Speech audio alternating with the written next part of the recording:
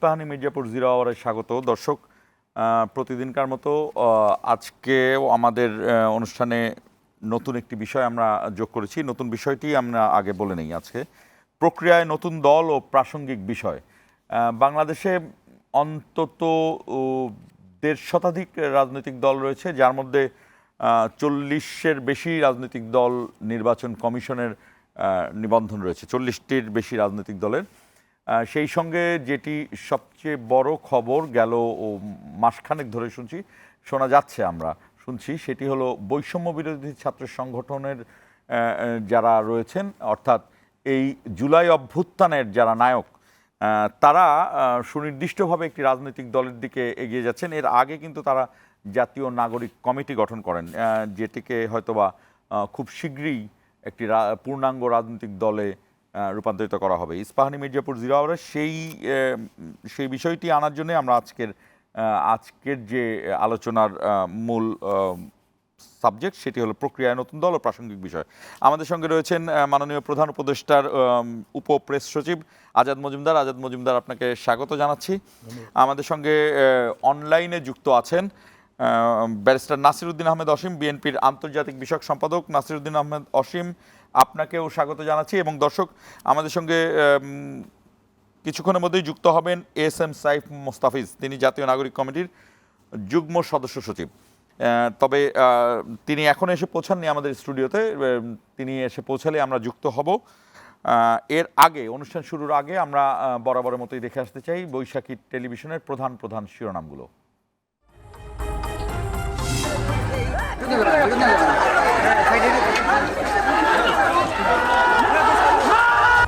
মঙ্গলবারের সংঘর্ষের ঘটনায় আজও থমথমে কুয়েটে ক্লাস পরীক্ষা স্থগিত, শিক্ষাঙ্গনে সন্ত্রাসের বিরুদ্ধে 2 উপদেষ্টার কড়া হুঁশিয়ারি।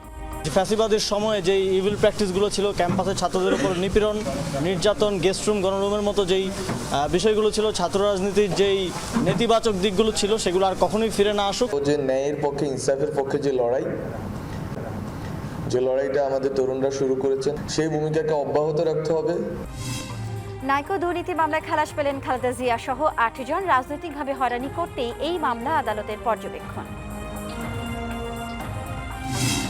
সাবেক আইজিপি শহীদুল হকের 1000 কোটি টাকার সম্পদের দলিল উদ্ধার, 11 কোটি টাকার অবৈধ সম্পদের মামলায় রেজাউলের বিরুদ্ধে। নতুন রাজনৈতিক দল গঠনে সরকার পৃষ্ঠপোষকতা মানবে না বিএনপি, বললেন ফখরুল। পতিত স্বৈরাচারের চক্রান্তের বিরুদ্ধে জেলায় জেলায় সমাবেশ। এবং উত্তরায় দম্পতিকে কোপানোর ঘটনায় পুরো চক্র গ্রেফতার, সবাই কিশোর গ্যাং, বলছে পুলিশ। দ্রুত গতিতে মোটরসাইকেল চালানোর প্রতিবাদ করায় হামলা।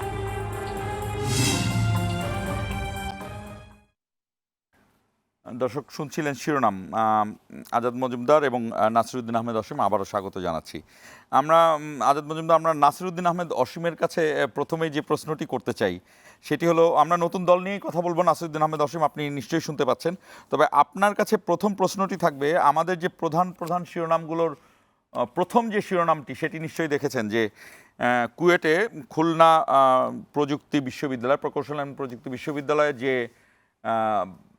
সংঘর্ষের ঘটনার গত 2 দিনে আলোচনার বিষয়, এই বিষয়টি সম্পর্কে আপনার মন্তব্য জানতে চাচ্ছি। আপনারা কিভাবে দেখছেন, অথবা বিএনপি কিভাবে দেখছে? আসলে আমি কিন্তু নিউজ দেখতেও পারিনি, আমি ক্যামেরার সামনে বসে আছি। আর দ্বিতীয় কথা হচ্ছে যে আপনার শিরোনামগুলো আমি স্পষ্টভাবে শুদ্ধও পাইনি। তবে যেটুকু জানি, যেটা আপনার কালকে যে ঘটনা ঘটেছে, তার আগে ঘটেছে, সে জায়গাতে আপনার জাতীয়তাবাদী ছাত্র দলের নেতৃবৃন্দরা গিয়েছিল এবং সমর্থকরা গিয়েছিল। তাদের উপরে আপনার গুপ্ত সংগঠন বলতে আমি এটা বুঝি, যারা বিগত দিনে পতিত স্বৈরাচারের সময় আপনার স্বৈরাচারের দলের সঙ্গে তাদের যে ছাত্র সংগঠন বাংলাদেশ ছাত্রলীগের মধ্যেও ছিল, যারা আপনার লুকিয়ে ছিল বা ছদ্মবেশে ছিল, যে কারণে আমি বলছিলাম যে এটা একটা গুপ্ত সংগঠন, তারা আপনার আক্রমণ করেছে বৈষম্য বিরোধী ছাত্র আন্দোলনের সমর্থক হিসেবে। এই বিষয়টিতে আমরা একটা জিনিস স্পষ্টভাবে বলি যে সমগ্র দেশে পতিত স্বৈরাচারের পর আমরা গণতন্ত্র উত্তরণের পথে যখন আমরা এগিয়ে যাব, যখন আমরা নির্বাচনের জন্য আয়োজন অনুষ্ঠান করব, ঠিক সে সময়ে কোনো শিক্ষা প্রতিষ্ঠানে বা বিভিন্ন জায়গায় এমন ধরনের ঘটনা কিন্তু ঘটতে পারে বা ঘটানোর চেষ্টা বা ষড়যন্ত্র হচ্ছে। এটাতে কিন্তু পতিত স্বৈরাচারের দোসররাই লাভবান হবে। পরবর্তীতে আমি যেটা জেনেছি, যখন ছাত্রদলের নেতাকর্মীদের উপর হামলা হয়েছে, তখন পরবর্তীতে আশেপাশের গ্রামবাসীরাও এসে কিন্তু হামলায় অংশগ্রহণ করেছে, যারা আপনার প্রথমে আক্রমণ করেছিলেন। অতএব আক্রমণকারী এবং আক্রান্ত এই বিষয়টি সম্পূর্ণরূপে তদন্ত না হওয়া পর্যন্ত আমি মন্তব্য করতে পারছি না। আমি মনে করি যে আইন প্রয়োগকারী সংস্থা এবং বিশ্ববিদ্যালয় কর্তৃপক্ষ নিরপেক্ষভাবে তদন্ত করে খুঁজে বের করবেন কারা প্রকৃত দোষী। তবে শিক্ষাঙ্গনে অস্থিতিশীল অবস্থাটা যেন কোনো মতেই তৈরি না হয়, আমাদের সকলকেই সজাগ থাকতে হবে, কারণ এর মধ্য দিয়ে আপনার অন্যরা সুযোগ নেবে। তবে আপনারা হয়তোবা জানবেন যে বিশৃঙ্খলা পরবর্তীতে যোগ দিয়েছে, তার মধ্যে আপনার যিনি এক ধরনের আপনার উচ্ছৃঙ্খল কিছু লোক এসে যায়, এবং সেখানের মধ্যে, কারণ একটা দলের সবাই কিন্তু আপনার ডিসিপ্লিন না, সবার মানসিকতা কিন্তু একই রকম না। একজন যুব দলের নেতাকে কিন্তু বহিষ্কার করা হয়েছে, যে বাইরে থেকে এসে মারামারিতে পরবর্তীতে অংশগ্রহণ করেছে। অর্থাৎ প্রভোকেশনের কারণে পরবর্তীতে যেই সংঘর্ষটা সংগঠিত হয়েছে, সেটার জন্যে বাংলাদেশ জাতীয়তাবাদী দল কোনো দায়িত্ব আপনার কখনোই এড়াতে চাইবে না যদি দোষ থেকে থাকে। এবং যারা বিশৃঙ্খলা বা আপনার কোনো ধরনের অপ্রীতিকর ঘটনা ঘটান বা জড়িত হন, তাদের বিরুদ্ধে আমাদের দল কঠোর অবস্থানে অতীতেও ছিল, এবারও ব্যবস্থা নিয়েছে এবং আগামীতেও থাকবে। জি, নাসিরুদ্দিন অসীম, আপনাকে ধন্যবাদ। আমাদের সঙ্গে নাসিরুদ্দিন অসীম এই মুহূর্তে আমাদের স্টুডিওতে এসে উপস্থিত হয়েছেন জাতীয় নাগরিক কমিটির যুগ্ম সচিব SM সাইফ মোস্তাফিজ। সাইফ মোস্তাফিজ, আপনাকে স্বাগত জানাচ্ছি। এবং আপনিও শুনছিলেন যে গতকালকে খুলনার বিষয়টি নিয়ে জানতে চেয়েছিলাম। আমরা আজাদ মজুমদারের কাছে আসবো, তার আগে সাইফ মোস্তাফিজ, আপনার মন্তব্য কি এবং আপনাদের কিছু বলার আছে কিনা? নাসিরুদ্দিন অসীম বলছিলেন, তিনি তার ব্যাখ্যা এবং দায়িত্বের বিষয়টি বলছিলেন। না, এখানে তো স্পষ্টত ধরেন যে ক্যাম্পাস ভিত্তিক যে রাজনীতির জায়গাগুলো আছে, সেখানে ধরেন বুয়েট, কুয়েট, এরা কিন্তু আসলে নিজেদের ক্যাম্পাসে ছাত্র রাজনীতির ব্যাপারে আসলে তারা এখনই আগ্রহী না। এবং সেই জায়গা থেকে তারা যখন দেখেছে ছাত্র দলের থেকে লিফলেট বিতরণ করা হচ্ছে দলে যোগদানের জন্য, সেক্ষেত্রে কিন্তু তারা একটা তাদের বিরোধের জায়গাটা তৈরি হয়েছে। এবং তাদের কাছে কিন্তু কোনো ধারালো অস্ত্রশস্ত্রও ছিল না, লাঠিসোঁটাও ছিল না। তারা জাস্ট এখানে ওয়েলকাম করেনি তাদেরকে, যে আমরা আসলে আমাদের ক্যাম্পাসে ছাত্র রাজনীতি চাই না। সেক্ষেত্রে ছাত্রদল কিন্তু তাদের উপরে হামলা করে, এবং বাইরে থেকে আপনি দেখবেন যে মানে যুব দলদেরকে নিয়ে তারা মানে অস্ত্রশস্ত্র নিয়ে এই ছাত্রছাত্রীদের উপর অ্যাটাক করে, যেটা তো আসলে আমরা কোনোভাবেই আমরা চাইনি। এই কায়দায় এইভাবে অ্যাটাকগুলো আমরা দেখেছি বিগত সময়ে। 17 বছর ধরে আওয়ামী লীগ, ছাত্রলীগ এই কাজগুলো করেছে। সেগুলো আবার নতুন করে যে ফিরে আসবে 5 আগস্টের পরে, যেখানে আমরা সবাই মিলে কিন্তু নতুন বাংলাদেশের জন্য ফাইট করলাম, সেই জায়গায় যদি আমরা আবার যদি এইভাবে দেখি যে এই মানুষগুলো এইভাবে অ্যাটাক করছে, এবং বিএনপির মতো দলের থেকে তো আমাদের অনেক উচ্চ আকাঙ্ক্ষা, এবং জনগণের কাছেও তাদের একটা এক্সপেকটেশন আছে যে তারা জনমানুষের ভাষা এখন তারা জানে, বোঝে, সেই জায়গা থেকে তাদের প্রতি একটা এক্সপেকটেশন আছে। কিন্তু তারা যেভাবে সবাইকে আশাহত করছে, এবং দায়িত্বশীল যারা আছেন তাদের এই বক্তব্যগুলো আমাদের জন্য খুবই দুঃখজনক। আমি নাসিরুদ্দিন আহমেদ অসীমকে আবারও যুক্ত করতে চাই। আপনি তো শুনছিলেন SM সাইফ মোস্তাফিজের, ঠিক কি এমন ঘটলো যে মাত্র 6 মাস আগে, যেখানে আপনারা নিজেরাও বলছেন যে ছাত্রদের সঙ্গে বিএনপির রাজপথে অবস্থান ছিল অনেক জোরালো, এবং এই গণ অভ্যুত্থান, জুলাই অভ্যুত্থানের স্টেক হোল্ডার শুধুমাত্র ছাত্র জনতাই নয়, বৈষম্য বিরোধী ছাত্র আন্দোলনের নেতাকর্মীরাই নয়, বিএনপি ছাত্র দল এবং বিএনপির সব ধরনের সকল পর্যায়ের নেতাকর্মী এর স্টেক হোল্ডার। ঠিক এই মুহূর্তে কি এমন হলো যে 6 মাসের মধ্যে এই ধরনের একটা পরিস্থিতির উদ্ভব ঘটলো? জি, নাসিরুদ্দিন আহমেদ অসীম। হ্যাঁ, আমি একটা বিষয় একটু স্পষ্ট হওয়া দরকার। আমরা 5ই আগস্টের পরিবর্তনের অব্যবহিত পরে আমরা শুনেছিলাম, আপনি 6 মাসের কথা বলছেন, 6 মাস পরের কথা না, আমি একেবারে জাস্ট অব্যবহিত পরের একদিন দুদিন, আমি 5 তারিখ জেল থেকে বেরিয়েছি। 5 তারিখ জেল থেকে বেরিয়েছি, আমার মনে আছে 8 তারিখের কথা।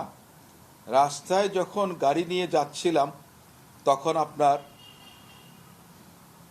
ছাত্ররা, সাধারণ ছাত্র ছাত্রীরা যারা আমাদের মুক্তির জন্য, আমি বলবো মুক্তির সনদ, তাদের আন্দোলন যদি সফল না হতো তাহলে হয়তোবা আমিও জেল থেকে বেরোতে পারতাম না। আর একটি কথা বলতে চাই, আমাদের দলের নেতারা, শীর্ষ নেতারা গ্রেফতার হয়েছিলেন সে সময়। তারা এই বৈষম্য বিরোধী ছাত্র আন্দোলনের যেই কোটা বিরোধী আপনার আন্দোলনে শরিক হয়েছেন, তার সঙ্গে বাংলাদেশ জাতীয়তাবাদী দল, জামায়াত ইসলাম, অন্যান্য রাজনৈতিক দলগুলো অংশগ্রহণ করেছেন, সাধারণ জনগণ অংশগ্রহণ করেছেন, সমস্ত মত পথের পেশার মানুষ, ফেসিস্টরা ব্যতীত বা ফেসিস্টদের দালাল সংগঠনগুলো বাদে প্রত্যেকে রাজপথে ছিল। কিন্তু যখন আপনি 5 তারিখের অব্যবহিত পরে যখন শোনেন যে এক ফেসিস্টকে বিদায় করেছি আরেক ফেসিস্টকে ক্ষমতায় আনার জন্য না, আমি ঠিক বুঝতে পারিনি যে কাদেরকে কারা কি বোঝাতে চেয়েছেন। তবে 6 মাস পরে আমার কাছে হঠাৎ করে মনে হলো যে আমরা ছাত্র সংগঠন রাজনীতি করবে, এটার জন্য আমি সাধুবাদ জানাই। নতুন রাজনৈতিক দল আসবে, এটা স্বাভাবিক, হতেই পারে। আপনি কারো মতকে বা কারো কণ্ঠ রোধ করতে পারবেন না, আপনি মত প্রকাশের স্বাধীনতাটাকেও কখনো ব্যাহত করতে পারবেন না। যে 6 মাস পরে হঠাৎ করে কি এমন হয়েছে, আপনি যখন দেখবেন আপনার স্বার্থটা জড়িয়ে গেছে। আমরা জানছি বা শুনছি একজন উপদেষ্টা পদত্যাগ করবেন এবং তিনি ছাত্রদের দলের নেতৃত্ব দেবেন, কিন্তু বাকি উপদেষ্টারা থেকে যাবেন। এখন একটা প্রশ্ন যদি আমি বলি, বৈষম্য বিরোধী ছাত্র আন্দোলনের নেতৃবৃন্দরা তারাই ডক্টর মোহাম্মদ ইউনূসকে প্রধান উপদেষ্টা হিসেবে পছন্দ করেছেন। অন্য কারো মতামত ছিল কি ছিল না সেটা বড় বিষয় না। আমরা এখন যেটা দেখছি তার মানেটা কি, যে যদি কোনো রাজনৈতিক দল হয় তাহলে ছাত্রদের প্রতিনিধি যারা সরকারে আছেন তাদের সকলকেই কিন্তু পদত্যাগ করতে হবে। দ্বিতীয় কথা, ছাত্ররা যাদেরকে পীর কিংবা মুরব্বি মেনেছেন তাদেরও অন্তর্বর্তীকালীন সরকারে থাকা উচিত না। তাহলে হবে কি, সরকারি ছত্রছায়ায় রাজনৈতিক দল গঠন, জি, সেটা আপনার প্রশ্নের সম্মুখীন হবে। জনগণের কাছে আস্থাহীনতার যে একটা অবস্থা সেটা তৈরি হবে। এটা মোটা দাগে এই কথাটা বলা যায়। এখন আমরা যে কথাটা বলছি, নিত্যদিন কিন্তু আমরা শুনছি বিভিন্ন ধরনের কটাক্ষ করা হচ্ছে। ছাত্রদের পক্ষ থেকে কটাক্ষ করা হচ্ছে বাংলাদেশ জাতীয়তাবাদী দলের সিনিয়র নেতৃবৃন্দকে বা গণতান্ত্রিক আন্দোলনে। আমরা তো 15 বছর স্বৈর শাসক হাসিনার সরকারের বিরুদ্ধে আন্দোলন করেছি, আমাদের হাজার হাজার নেতা কর্মী নিহত হয়েছেন। নিশ্চয়ই আপনার এই বিষয়ে সাইফ মুস্তাফিজ বলবেন। গাছটা উপড়ে ফেলেননি। বাংলাদেশ জাতীয়তাবাদী দল এবং অন্যান্য রাজনৈতিক দলের নেতা কর্মীরা একটা একটা করে শেকড় কেটে গিয়েছে গত 15 বছরে। হঠাৎ করে আপনার কেউ ঝাঁপ দিয়ে গাছের উপর পড়লেন আর গাছটা পড়ে গেল এবং ভাবছেন যে আপনারই সমস্ত কৃতিত্ব। এটা বোধহয় এই মানসিকতাটা পরিহার করা উচিত সবার। আমরা আবারও আসবো আপনার কাছে। আমি এই কথাটা কেন বললাম, আমরা আবার আসবো আপনার কাছে। সাইফ মুস্তাফিজ, আপনি নিশ্চয়ই এর প্রশ্নের উত্তর দিবেন, তবে তার আগে আমি আজাদ মজুমদারকে একটু জানতে চাই যে খুলনার যে পরিস্থিতি, এটি আপনি নিজেও জানেন, কুয়েটের যে পরিস্থিতি, ঠিক এই মুহূর্তে সরকার কি ভাবছে বা আপনার কি মন্তব্য? আপনি নাসিরুদ্দিন আহমেদ অসীমের কথাও শুনলেন, সাইফ মুস্তাফিজের কথাও শুনলেন। সরকার এটাকে আইন শৃঙ্খলা জনিত একটা সমস্যা মনে করে। এটা সরকারের দৃষ্টিকোণ থেকে এটা একটা ল অ্যান্ড অর্ডার ইস্যু। যারা আক্রমণ করেছে তারা আক্রমণকারী, তাদের পরিচয় আক্রমণকারী হিসেবে সরকার বিবেচনা করে। তাদের দলীয় পরিচয় বা রাজনৈতিক অবস্থান এগুলো এখানে বিবেচ্য বিষয় না। বিবেচ্য বিষয় হচ্ছে যে কেউ যদি শান্তি শৃঙ্খলার পথে প্রতিবন্ধকতা তৈরি করে বা প্রতিবন্ধক হিসেবে দাঁড়িয়ে যায়, তাহলে সেটা ল অ্যান্ড অর্ডার ফোর্স আছে, তারা সেটা দেখবে। বিশ্ববিদ্যালয় কর্তৃপক্ষ তাদের বিশ্ববিদ্যালয়ে শান্তিপূর্ণ অবস্থান বজায় রাখার জন্য বা শৃঙ্খলা বজায় রাখার জন্য যদি কোনো সহযোগিতা সরকারের কাছে চায়, তাহলে সরকার তাদেরকে সেই সহযোগিতা দেবে। এটা আসলে তবে যেহেতু এখানে যাদের কথা বলা হচ্ছে যে পক্ষগুলো এখানে জড়িত, সরকার সবাইকে ধৈর্য ধরার আহ্বান জানায়, সবাইকেই আরেকটু সহনশীল আচরণের আহ্বান জানায়, যাতে করে শৃঙ্খলা বজায় থাকে এবং সবাই তার নিজ নিজ ক্ষেত্রে তার অধিকারটা প্রয়োগ করতে পারে। রাজনীতি করতে চাওয়া যেমন একজনের অধিকার, তেমনি রাজনীতি করতে না চাওয়াটাও একজনের অধিকার। যার যার অধিকার সে তার মতো করে যদি প্রয়োগ করতে পারে, সরকারের দায়িত্ব হচ্ছে সেইটা এনশিওর করা, এবং সরকার সেই অর্থে সেই দৃষ্টিকোণ থেকেই কাজ করছে। সেক্ষেত্রে নাসিরউদ্দিন আহমেদ অসীম যে কথাটি বললেন যে তারা তাদের দলের পক্ষে একটি সাফাই দিলেন যে দলের পক্ষ থেকে এই ঘটনার পক্ষে নয়, কিন্তু সাইফ মোস্তাফিজ নিশ্চয়ই আরও একটু যোগ করবেন। এরপর আমি যে বিষয়টা আপনাকে জানতে চাই, আপনি যদি সংক্ষেপে জানান, ঠিক এই মুহূর্তে শিক্ষাঙ্গনে যে পরিস্থিতি এবং খুলনার এই বিষয়ের পরে ঢাকা ইউনিভার্সিটিতেও কিন্তু পাল্টাপাল্টি মিছিল হয়েছে, বিক্ষোভ হয়েছে, সেই জায়গাটিকে আপনারা কোন পর্যায়ে নিচ্ছেন? কতটা মনে করি যে এই মুহূর্তে সারা দেশের শিক্ষাঙ্গনের পরিস্থিতি বেশ ভালো। একটা সময় তো আমরা দেখেছি যে শিক্ষাঙ্গনের সাধারণ ছাত্রছাত্রীদেরকে কথা বলতেই দেওয়া হতো না, তারা গেস্ট রুম কালচারের কথা বলা হচ্ছে, হলে তাদেরকে বাধ্য করা হতো রাজনৈতিক কর্মসূচিতে যেতে। এরকম পরিস্থিতি এখন দেশের কোনো শিক্ষাঙ্গনেই নেই। একটা দুটো ঘটনা ঘটেছে, খুলনায় যে ঘটনা ঘটেছে এটাকে আইসোলেটেড ইনসিডেন্ট হিসেবেই আমরা দেখতে চাই। এটা হয়েছে যে কারণেই হোক, সেটা নিশ্চয়ই বিশ্ববিদ্যালয় কর্তৃপক্ষ এবং আইনশৃঙ্খলা রক্ষাকারী বাহিনী তারা দেখবে এখানে কেউ কোনো দুরভিসন্ধিমূলক কোনো কার্যকলাপ তারা করেছে কিনা। আর এর বাইরে আর বিশ্ববিদ্যালয়ের ক্যাম্পাসগুলোতে যার যার মতামত দেওয়ার সবারই স্বাধীনতা আছে, সবাই তার মতামত দেবে, এটাই স্বাভাবিক এবং সেই স্বাভাবিক কার্যক্রমই চলছে। S M Saif Mostafiz. জি, অসীম ভাই অনেক পুরনো রাজনীতিবিদ, আমরা তাকে অনেক সম্মান করি, কিন্তু সে যে অভিযোগগুলো দিলেন বা যে কথাগুলো বললেন সেই জায়গা থেকে আমি আসলে খুবই মর্মাহত এই জন্যই, কেননা আন্দোলনের যেই মানে ক্রেডিট নিয়ে যে একটা নিয়ে নেওয়ার একটা মানে প্রতিযোগিতা চলছে, সেই জায়গাটা থেকে আমি বলতে চাই যে আজকের এই শেখ হাসিনার পতন একদিনে হয়নি, এবং এটাতে যে মানে তাদের যে একটা ক্রেডিটের জায়গা দাবি করছে, তাদের 15 বছর 17 বছরের জার্নি এবং তাদের ত্যাগ তিতিক্ষা, সেটা তো অবশ্যই আছে, এটা নিয়ে কোনো অস্বীকার করার কোনো জায়গা নেই, কিন্তু তারা কখনোই কিন্তু জনমানুষকে সম্পৃক্ত করে তাদের কোনো আন্দোলন করতে পারেনি বিধায় তারা কখনো সেই যে তাদের যে স্বপ্ন যে তারা ক্ষমতায় আসবে, কারণ তাদের আন্দোলনগুলো সবসময় থাকতো নির্বাচন কেন্দ্রিক, ইস্যুভিত্তিক যেই রাজনীতিগুলো হওয়া দরকার ছিল বিগত সময়ে কিন্তু বিএনপি সে জায়গা থেকে ফেলিয়ার ছিল। এবং আমি সাধারণ জনগণের কাতার থেকে কখনো ফিল করিনি যে বিএনপির কোনো সমাবেশে আমি যাব, বা আমার অন্য কোনো বন্ধুদেরও আমি দেখিনি যে তারা ওই ফিলটা করতো, বরঞ্চ বলতো যে অল্টারনেটিভকে, বিকল্পকে। তো সেই জায়গাগুলো আমি দেখেছি জেনজি যে জেনারেশন বলেন বা আমাদের সমসাময়িক যে বন্ধুবান্ধব বা সিনিয়ররা আছেন তাদের মধ্যে এই ব্যাপারটা সবসময় কাজ করতো। আর আমাদের যে রাজনৈতিক প্রেক্ষাপট, এটা কিন্তু জাস্ট এই 1 মাস বা 2 মাসের রাজনৈতিক প্রেক্ষাপট না। আপনি এখানে আক্তার হোসেন থেকে শুরু করে নাহিদ ইসলাম থেকে শুরু করে যারাই এই আন্দোলনে সম্পৃক্ত ছিল না কেন, তাদের কিন্তু দীর্ঘদিনের একটি রাজনীতির জীবন। আমরা প্রায় 2012-13 সালের থেকে আমাদের বিভিন্ন ইস্যুতে আমরা সরকার বিরোধী বিভিন্ন আন্দোলনে আমরা যুক্ত ছিলাম, সেটা নিরাপদ সড়ক আন্দোলন থেকে বলেন, কোটা বিরোধী আন্দোলন বলেন, যে কোনো ইস্যুতে আমরাই রাস্তায় নামতাম এবং সেখানে দেখতাম আমরা 10 জন 12 জন কোথাও 30 জন এই মানুষগুলো নিয়ে কিন্তু আমরা সবসময় রাস্তায় নামতাম, এবং এই জার্নিটা আস্তে আস্তে দীর্ঘ হয়েছে এবং সে সময় আমরা দেখেছি যে আমাদের সাথে মানুষ আরও বাড়ছে, যুক্ত হচ্ছে। যেই সময় 18 যে কোটা আন্দোলনের যেই ছাত্ররা স্কুলে ছিল, তারাই আমরা দেখলাম যে 24-এ এসে বিশ্ববিদ্যালয় জীবনে আমাদের সাথে আরও বড় আকারে যুক্ত হয়ে সেই রাজনীতির জায়গাটাই যুক্ত হলো, এবং কোটা আন্দোলন থেকে এটা মানে শেখ হাসিনাকে ফেলে দেওয়ার একটা জায়গা আমরা নিয়ে আসতে পেরেছি। এবং এখানে বিএনপি, জামাত, বামদের যেসব দল সবাই সম্পৃক্ত ছিল।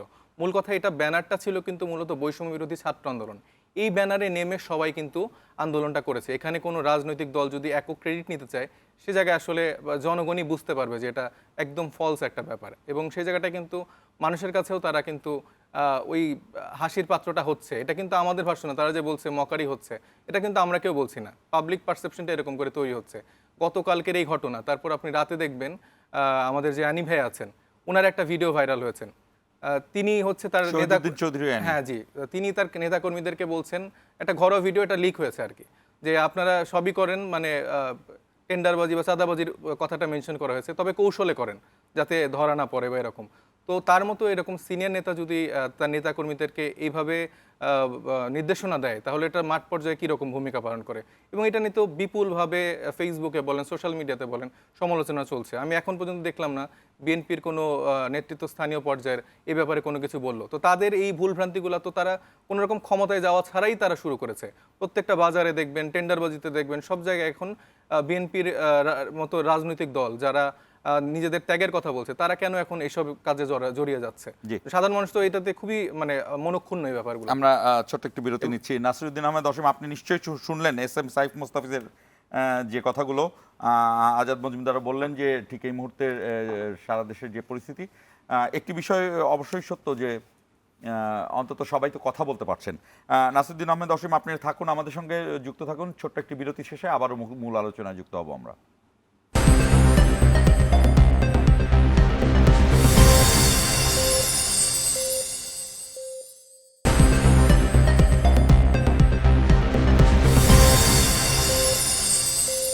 স্বাগত আবারও ইস্পাহানি মির্জাপুর 0 আওয়ারে। দর্শক, আমাদের অনুষ্ঠানটি সরাসরি সম্প্রচারিত হচ্ছে বৈশাখী টেলিভিশনের ফেসবুক এবং ইউটিউব পেজে। আপনারা যদি জানতে চান প্রক্রিয়ায় নতুন দল ও প্রাসঙ্গিক বিষয় এ সম্পর্কে, যে কোনো কমেন্ট করতে পারেন সেখানে, আমাদের অতিথি সে তার উত্তর দেওয়ার চেষ্টা করবে।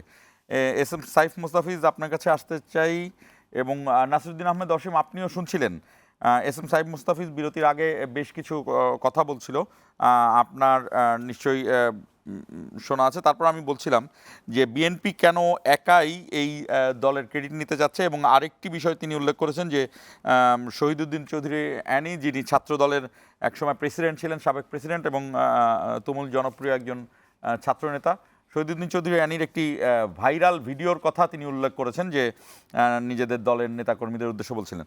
আপনি এটিতে কিভাবে যোগ করবেন, আপনার মন্তব্য কি? আমি আপনার প্রথম অংশটুকু শুনিনি। আমি যে শহীদুদ্দিন চৌধুরী অ্যানির যেই ভাইরাল বক্তব্যটির কথা আপনি বলছেন, আমি সেটা শুনেছি, এবং সেটার যে সম্পূর্ণটুকু, এটাকে আপনার একটু কিছুটা কাটসাট করে করা হয়েছে। যে জায়গাতে বলা হয়েছে যে হ্যাঁ আমাদের দলে, আমি তো বলি যে সবাই আমার দলের মধ্যে ভালো, সবাই আপনার ফেরেশতা, এমন তো না, আপনি কোথাও পাবেন না, আমরা তো মানুষ, হিউম্যান বিং। শহীদুদ্দিন চৌধুরী যে জিনিসটা বলেছেন যে হ্যাঁ দলের মধ্যে অনেকে চাঁদাবাজি করে, যেটাকে নিরুৎসাহিত করার কথাটা তিনি বলেছেন, তাদের থেকে দূরে থাকেন, তাদের থেকে যেন সবাই দূরে থাকেন, এই কথাটা বলেছেন। সেটাকে বাদ দিয়ে আপনার কথাগুলো এসছে, এটা হলো মোদ্দা কথা। আপনার শহীদুদ্দিন চৌধুরী আলী সুস্থ রাজনীতি করেছেন, তিনি আপনার অ্যামেচার ভাবে আপনার বক্তব্যগুলো দিচ্ছেন, যেটাতে অনেস্টি আছে। কারণ আমি নিজেও আমার দলের নেতাকর্মীদেরকে বলে থাকি যে তোমাদের অনেকের বিরুদ্ধে কিন্তু অভিযোগ আসে, যাদের বিরুদ্ধে অভিযোগ আসে তারা এই দল ছেড়ে চলে যাও, অথবা আমার সঙ্গে রাজনীতি করার প্রয়োজন নেই। আমি ঠিক সেটাকে তেমনভাবেই দেখি। এটাকে আপনার অপরাজনীতির মতো করে এটা ছড়ানো হচ্ছে, এটা হলো একটা বিষয়। আরেকটা বিষয়, আমার সহ আলোচক বললেন যে আমরা 15 বছর ধরে আন্দোলন করেছি, জনগণকে সম্পৃক্ত করতে পারিনি। ক্রসফায়ারে পড়তেন, গুম হতেন, তাহলে বুঝতে পারতেন। 18 সালে, আজকে যে আন্দোলনের কথা বলা হয়, 18 সালে কোটা বিরোধী আন্দোলন হয়েছিল।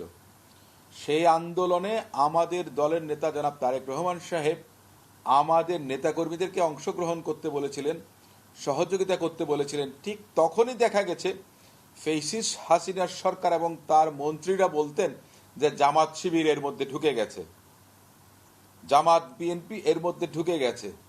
এটা কেন করতেন? ওই জামাত বিএনপির তকমা দিয়ে আন্দোলনটাকে ভিন্ন খাতে নেবার চেষ্টা করেছেন।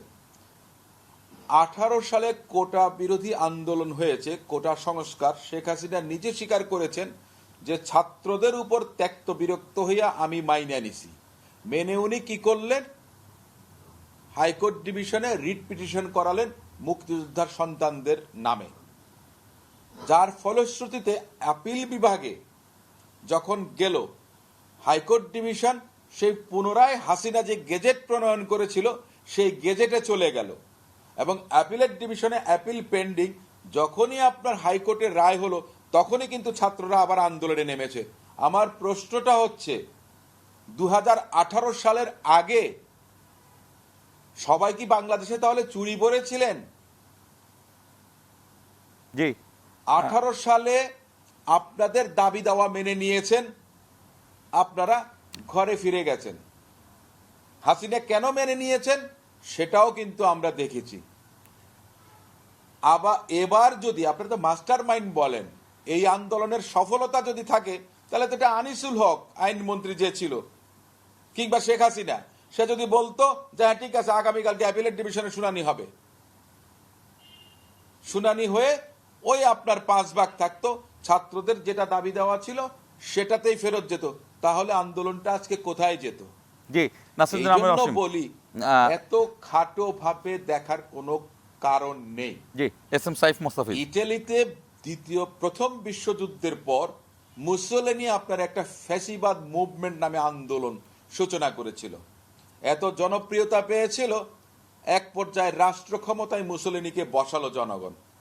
বসানোর পরে মুসোলিনি ভাবলেন তিনি ত্রাণকর্তা এবং রক্ষকর্তা এবং ভিন্ন মত পথকে উপেক্ষা করে নিজেই নিজের মতটা চালাতেন, পথটা চলতেন।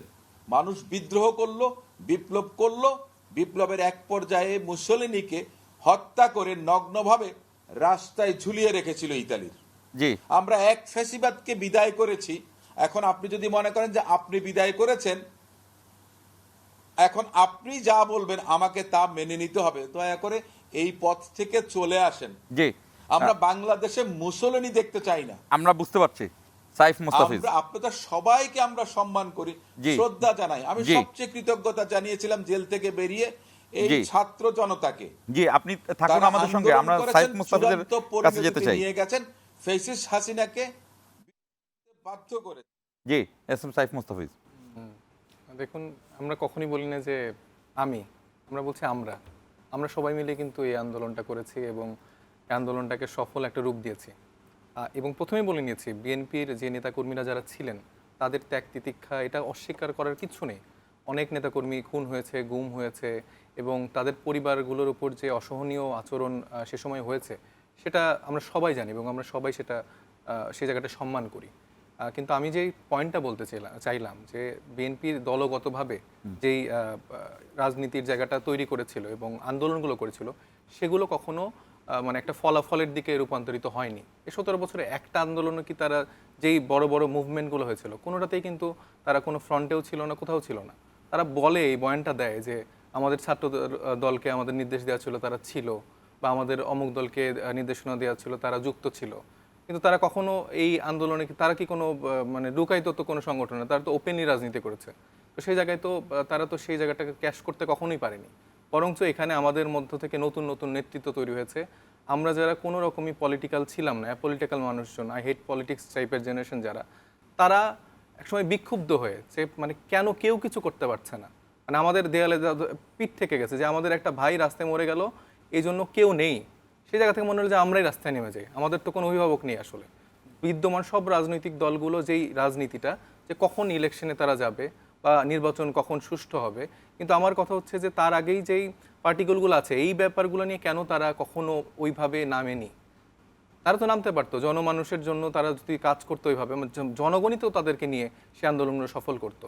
এখন আমাদের যারা বৈষম্যবিরোধী ছাত্র আন্দোলনের নেতৃত্বে যারা ছিলেন তারা সেই নেতৃত্ব জায়গাটা তৈরি করেছেন এবং সেই প্রেক্ষাপটটা তৈরি করেছেন বলেই কিন্তু আজকে ভাইরা বলছেন যারা জেলে ছিল তারা মুক্ত হয়েছে। আমাদের বেগম খালেদা জিয়া উনি কিন্তু সাথে সাথেই মুক্ত হয়েছেন। 17 বছর ধরে কিন্তু তারা তাকে ছাড়ানোর জন্য আন্দোলন করেছে, কখনো কি পেরেছেন বলেন? এটা কিন্তু বিএনপি কখনো স্বীকার করছে না। তারা এখন সারাদিন মিটিং সমাবেশ সব কিছু তারা সুন্দরভাবে করতে পারছে। এই পরিবেশটা তো কখনো ছিল না। এই জন্য তো যেই ছাত্র জনতা আছে তাদেরকে তাদের ক্রেডিট দেওয়া উচিত। কেন সব কিছু দলীয়করণ করতে হবে? কেন আমার কবরের ওইখানে ফলকে লিখতে হবে যে ছাত্রদল নেতা অমুক।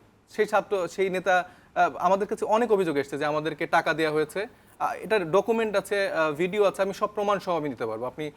আমি দর্শকদেরও বলবো, আপনি ইউটিউব ফেসবুকে আপনি দেখতে পাবেন। এরকম অনেক মানুষ আছে অভিযোগ করেছে আমাদেরকে টাকার বিনিময়ে, শুধু বিএনপি না অন্যান্য দলরাও আছে যারা আসলে 1 লাখ 2 লাখ টাকা দিয়ে বলছে যে প্লিজ তারা যেন বলে যে আমি ওই দলের কর্মী ছিলাম। এই নোংরা রাজনীতিটা কেন আমরা তৈরি করছি, যেখানে আমাদের বিভাজন না করে সবার একবদ্ধ হয়ে সামনের দিনটা পাড়ি দেওয়া উচিত। এখানে মানুষ যাকে চাইবে, দরকার হলে 2-3টা দল হোক, বিএনপির মতো এত বড় দল যাদের এত ত্যাগতিক আছে, তাদের তো কোনো কিছু নেই, ভয় পাওয়ার কিছু নেই। মানুষের মধ্যে যদি তাদের এত ভালো অ্যাকসেপ্টেন্স থাকে, তারা তো সবাইকে সুন্দরভাবে গ্রহণ করবে। কেন এই নোংরা রাজনীতির দিকে আবার তারা যাচ্ছে? জি, একটি বিষয় নিয়ে আজাদ মজুমদার, আমরা বিরতিতে যাব, তার আগে আপনার মন্তব্যটি চাই, যেটি নাসিরুদ্দিন আহমেদ অসীমও বললেন এবং আজকে মির্জা ফখরুলও এই একই কথা বললেন। সরকারে বসে দল গঠন ব্যবস্থা না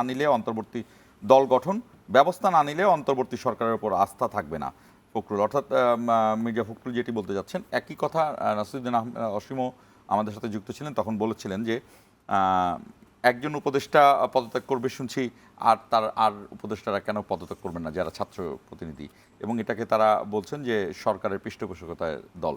আমরা শুনছি যে খুব শীঘ্রই একটি দল গঠন করবেন বৈষম্য বিরোধী ছাত্র সংগঠনের নেতাকর্মীরা। এই শুনছি শব্দটাই তো আসলে স্পেকুলেশন।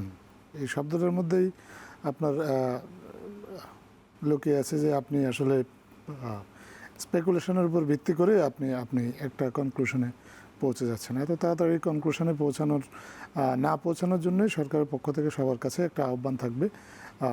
সরকার আসলে সবার প্রতিনিধিত্ব করে। এই সরকার বাংলাদেশে যে কয়টা রাজনৈতিক দল আছে প্রত্যেকেরই প্রতিনিধিত্ব করে, এবং প্রত্যেকটা রাজনৈতিক দল যাতে তার রাজনৈতিক কর্মকাণ্ড পরিচালনা করতে পারে সেই জন্য সরকার একটা ক্ষেত্র প্রস্তুত করে দিতে প্রস্তুত। এটা বিএনপির জন্য এই ক্ষেত্রটা প্রস্তুত করে দিতে সরকার চায়, যাতে বিএনপি একটা সময় আপনি দেখেছেন যে বিএনপিকে আপনার মিটিং মিছিল করতে হলে ঢাকা শহরে পুলিশের অনুমতির জন্য অপেক্ষা করতে হতো। এখন কিন্তু সেরকম পরিস্থিতি নেই, তারা তাদের নিজস্ব রাজনৈতিক কর্মকাণ্ড নির্বিঘ্নে পরিচালনা করতে পারছে। তো এইটা ফ্যাসিলিটেট করার একটা দায়িত্ব হচ্ছে সরকারের, যাতে মানুষ তার রাজনৈতিক অধিকারটা প্রয়োগ করতে পারে। তো একইভাবে অন্যরাও যারা আছে তারাও যাতে তাদের রাজনৈতিক অধিকার প্রয়োগ করতে পারে সেটাও সরকার দেখবে। সরকারের কেউ যদি প্রত্যক্ষভাবে কোনো রাজনৈতিক কর্মকাণ্ডে অংশ নেয় তাহলে অবশ্যই সেখানে সমালোচনা করার সুযোগ আছে। আমরা বিশ্বাস করি এই ধরনের কর্মকাণ্ডে কেউ যদি পরবর্তীতে অংশ নেয় তাহলে তার আগে উনি নিশ্চয়ই সরকার থেকে সরে দাঁড়াবেন। যতক্ষণ পর্যন্ত এই বিষয়টা একেবারে সরাসরি বা প্রত্যক্ষ কোনো অংশগ্রহণের পর্যায়ে না যাচ্ছে ততক্ষণ পর্যন্ত আমার মনে হয় একটু ধৈর্য ধরে অপেক্ষা করাই উত্তম। জি, নতুন দল গঠন নিয়ে এস এম সাইফ মুস্তাফিজ আপনার কাছেও আসবো। আমরা ছোট্ট একটি বিরতির সময় হয়েছে আবার। ইস্পাহানি মির্জাপুর 0 আওয়ার সরাসরি সম্প্রচারিত হচ্ছে বৈশাখী টেলিভিশনের ফেসবুক এবং ইউটিউব পেজে। আপনারা চাইলে সেখানে যুক্ত হতে পারেন এবং কমেন্টে আপনাদের প্রশ্ন রাখতে পারেন। নিচ্ছি ছোট্ট একটি বিরতি থেকে ফিরে আবারও মূল আলোচনায় যুক্ত হব।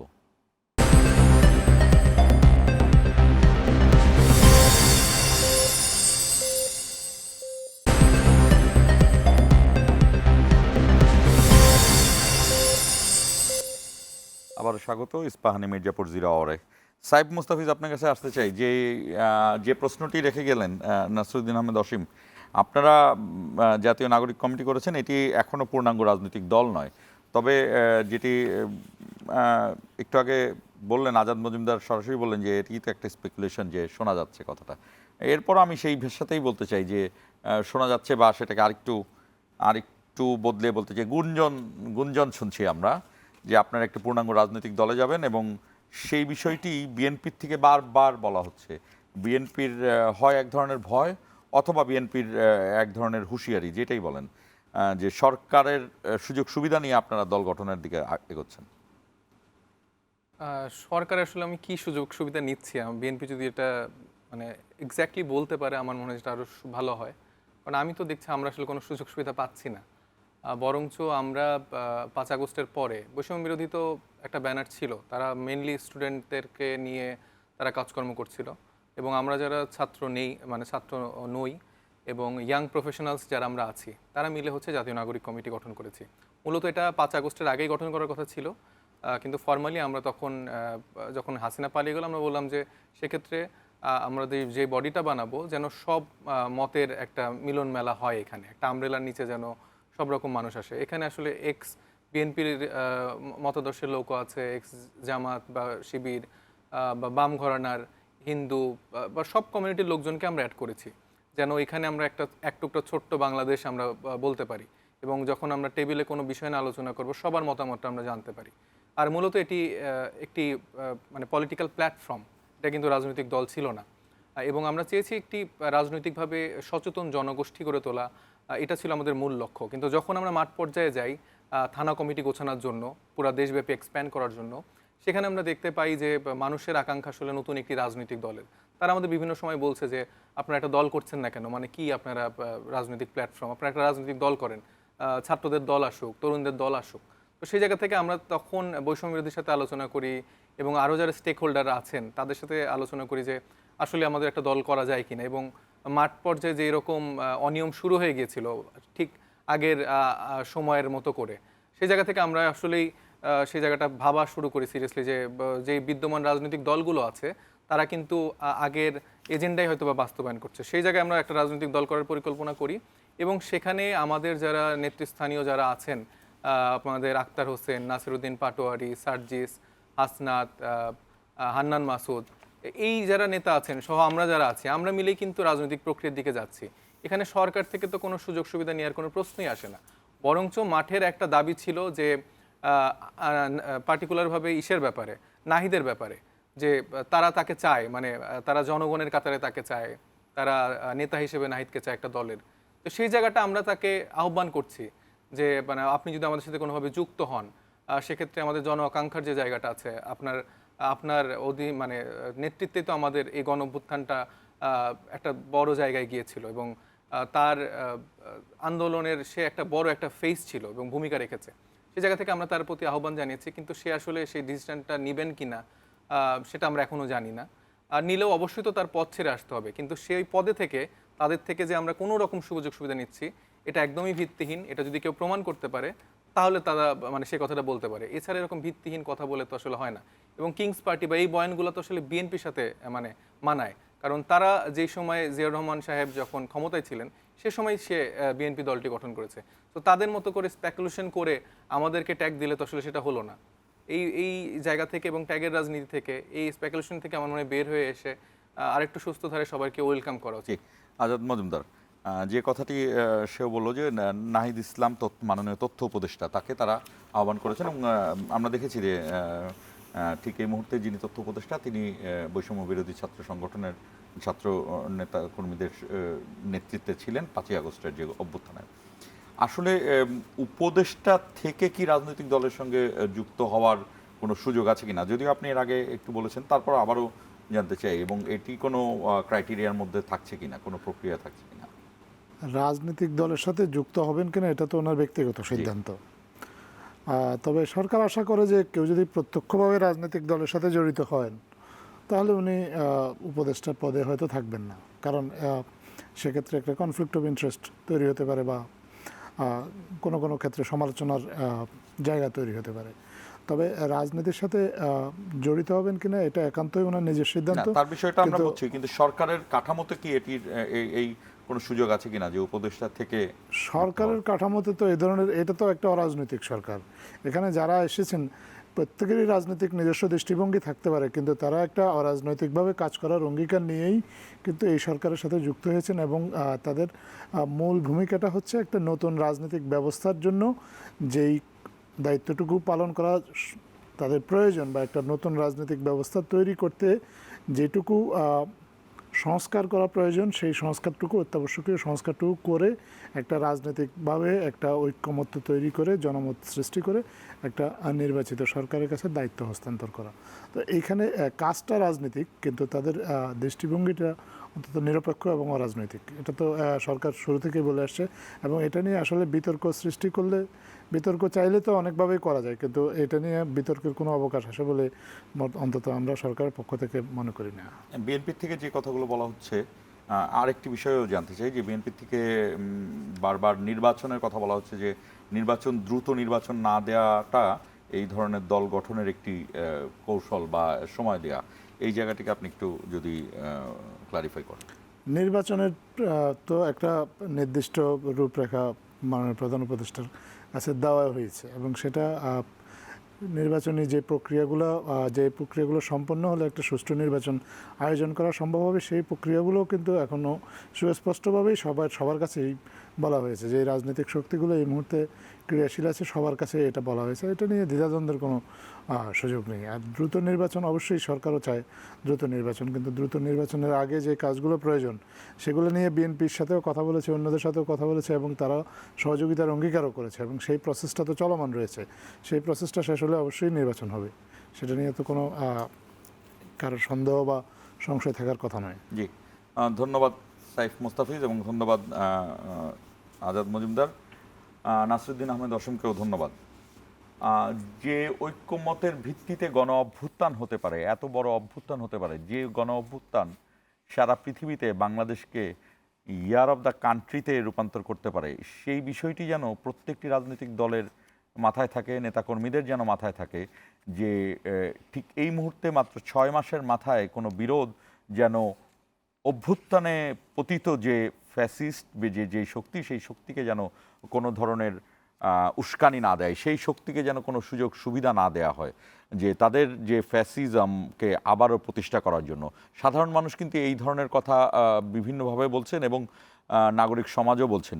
এই বিষয়টি নিশ্চয়ই ছাত্ররাও মনে রাখবেন, আমাদের উপদেষ্টারা তারা যেহেতু অরাজনৈতিক তারাও নিশ্চয়ই এটি মাথায় রেখেছেন এবং আশা করছি বিএনপি, জামাত, বাম দলগুলো যে দলগুলো সক্রিয় রয়েছে তারাও মাথায় রাখবেন।